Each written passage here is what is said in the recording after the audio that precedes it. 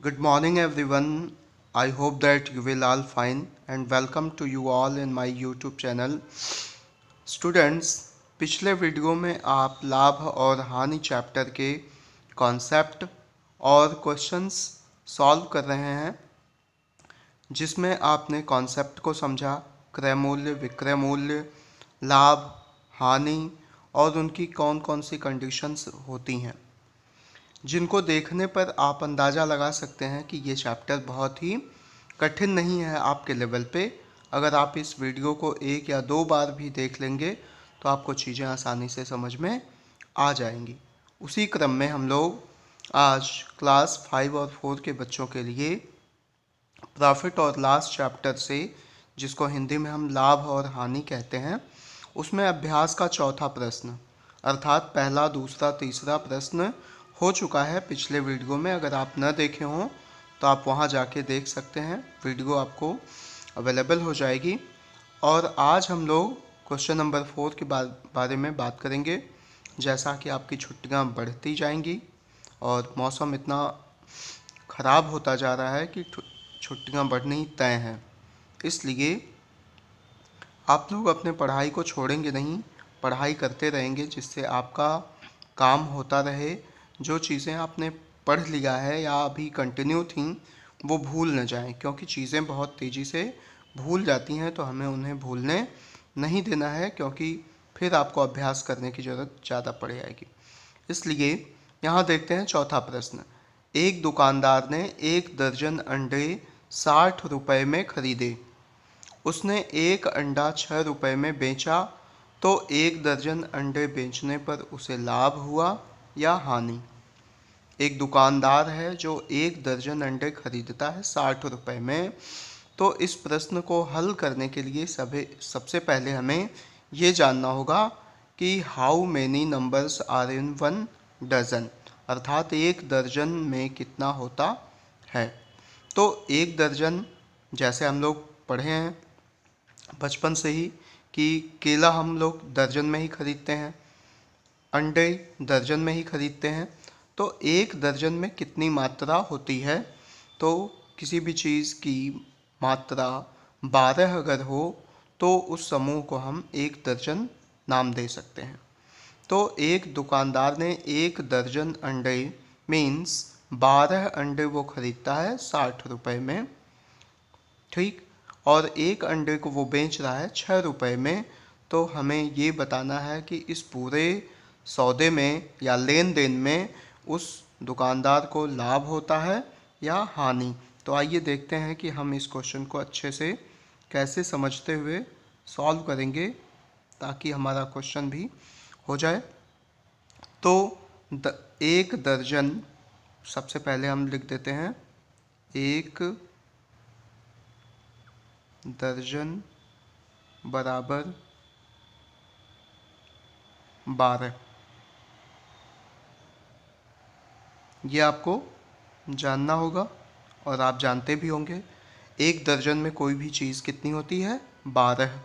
अब हम अपना स्टेटमेंट देंगे कि 1 दर्जन अंडे का 1 दर्जन अंडे का क्रय मूल्य खरीद रहा है, इसलिए खरीदने वाले मूल्य को हम क्रय मूल्य या कॉस्ट प्राइस कहेंगे।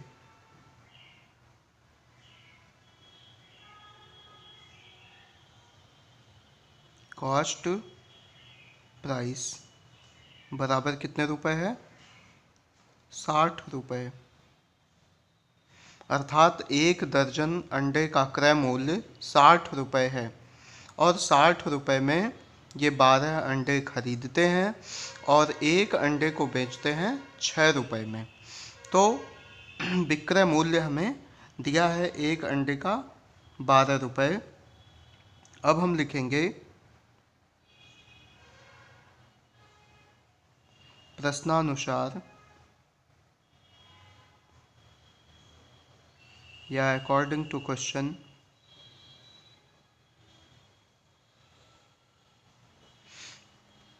एक अंडे का विक्रय मूल्य बराबर बेचने वाला या सेलिंग प्राइस, एक अंडे का बराबर 6 रुपये। मीन्स एक अंडे को वो कितने रुपए में बेच रहे हैं? 6 रुपये में। तो एक दर्जन में अगर 12 अंडे वो खरीदे थे तो 12 अंडे वो बेच रहे हैं। तो इसलिए यहाँ चूंकि की निशान लगा देंगे, जिसको हम इंग्लिश में बिकॉज कहते हैं, और यहाँ इसलिए या इसको हम देयरफॉर कहते हैं।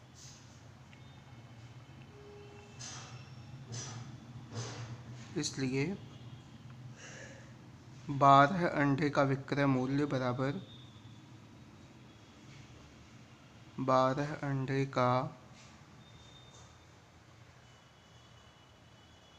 विक्रय मूल्य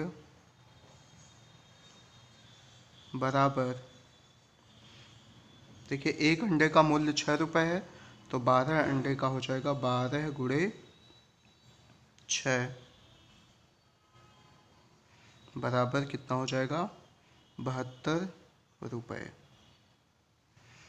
अर्थात वो 60 रुपये में एक दर्जन अंडे खरीद रहे हैं और 72 रुपये में एक दर्जन अंडे को ही बेच रहे हैं। तो अब आप तुलना कर सकते हैं कि क्रय मूल्य, यहाँ पर क्रय मूल्य का तुलना करेंगे हम विक्रय मूल्य से।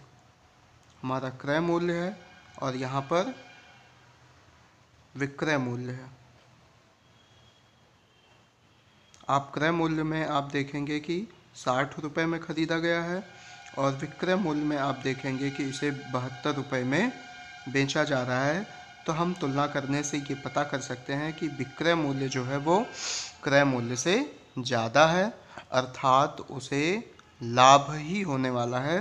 क्योंकि पिछले वीडियो में आपको बताया गया है कि यदि किसी सौदे में विक्रय मूल्य क्रय मूल्य से ज़्यादा हो तो उस सौदे में हमेशा क्या होगा?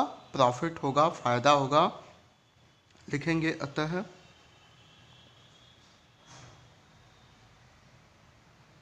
दुकानदार को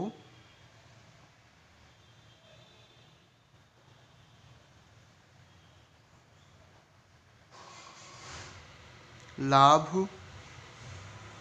होगा, लाभ होगा।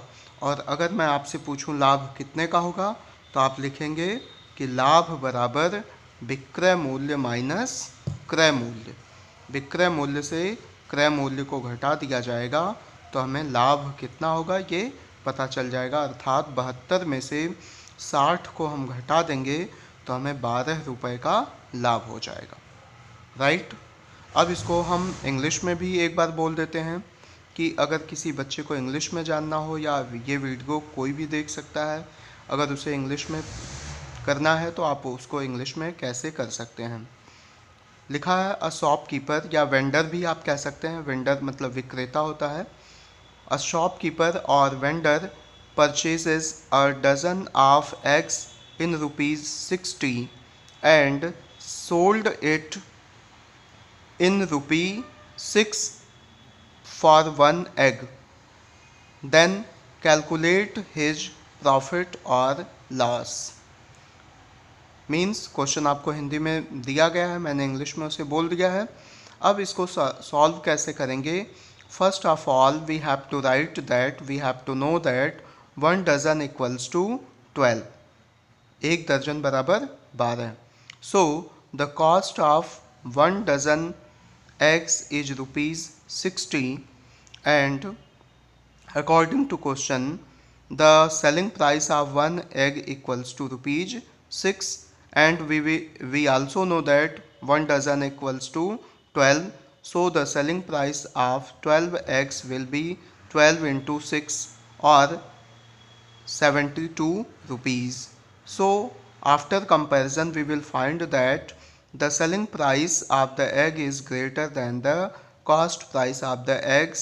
That's why the shopkeeper or vendor makes a profit, and to find out the profit we will subtract the cost price from the selling price. That's why we will get as 12 rupees profit in whole transaction, right. तो ये मुझे लग रहा है कि आप सबको समझ में भी आ गया होगा। अगर फिर भी कोई आपको संदेह है, कोई आपको डाउट है, कुछ पूछना हो, तो आप मुझे मैसेज कर सकते हैं, व्हाट्सएप कर सकते हैं, और इस क्वेश्चन को ज़रूर नोट करके इसे कॉपी में सॉल्व करें और मुझे व्हाट्सएप पे दिखाएं, चेक कराएं, जिससे मैं आश्वस्त हो जाऊं कि आप काम कर रहे हैं, पढ़ाई भी कर रहे हैं। तो और लोगों को ये शेयर कर दें, चैनल को सब्सक्राइब कर दें, ताकि और भी वीडियोज़ आपको पहुंच जाए। So thank you for watching the video.